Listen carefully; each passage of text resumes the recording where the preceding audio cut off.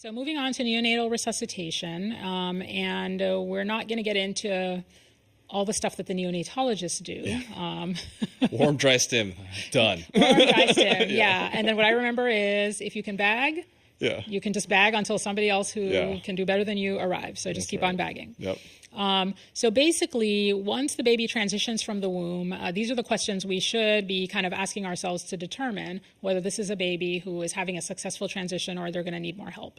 So is the baby full term? How's the baby's tone, activity? Is the baby vigorous? Is the baby breathing and crying? And if the answer to all of this is yes, then we can just put the baby, warm, dry stim, put the baby with the mom, skin to skin, go into breastfeeding. Yeah, I remember like the NRP, that neonatal resuscitation program. This is like the number one question where all the algorithm diverges, because if you can answer everything is okay here, you're done. You can turn your mind off, basically. Exactly. It'll be okay.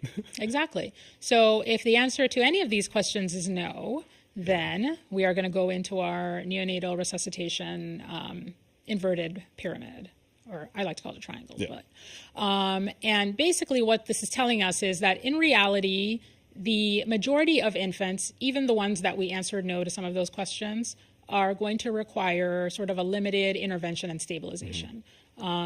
About 10% is quoted of infants will need some sort of assistance with transition, and less than 1% are going to go on to need more intensive interventions.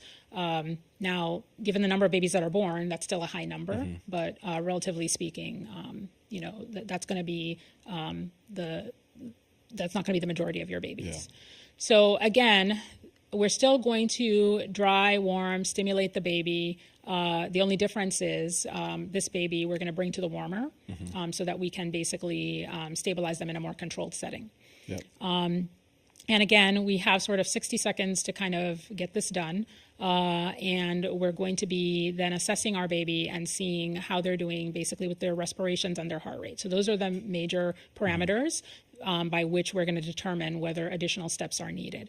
If the baby is having a little bit of labored breathing and looks a little blue, we can start with some oxygen.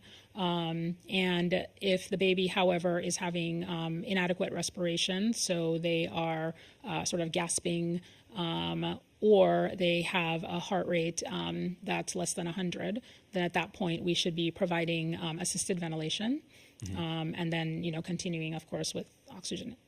Once we are providing oxygen or providing assisted ventilation, then we should be monitoring with pulse oximetry as well.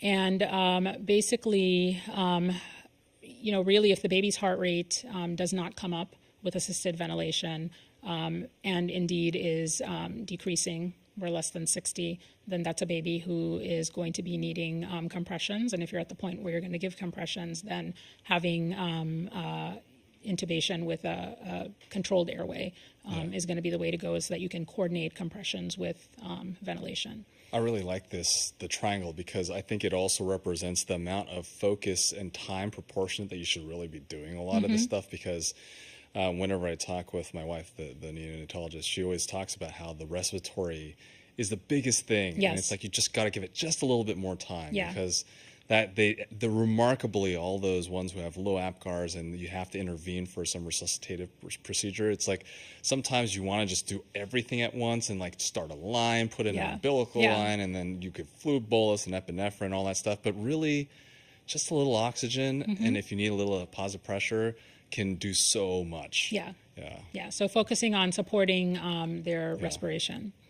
And that being said, we can sort of move on to make sure that we mention what the recommendation currently is about a baby who comes out with meconium staining. So I remember back in the day when I was training, we would try to suction everybody on the perineum, and then we would take the baby over and try to visualize the cords and suction below the cords, and really that is out. So that's been out. But really, if a baby is born in meconium stained fluid, if the baby is vigorous, is doing everything on his own in terms of activity and respiratory effort, then we're doing routine care. So again, stim, dry, warm, skin to skin, and he can go with mom. He or she can go with mom. If the baby has poor tone or inadequate respiratory effort, then we are going straight to our neonatal resuscitation algorithm. And again, we are not going to put aside the provision of positive pressure ventilation in order to attempt to visualize and suction below the cords. You're going straight down your algorithm, making sure that we get some effective respirations into this baby to see if we can get the heart rate up and get the baby more vigorous. So again, routine intubation with tracheal suctioning is not recommended. And you may get there if you get further along in your algorithm, but that should not delay the provision of positive pressure ventilation in a baby who requires assistance with respiration. Sounds good.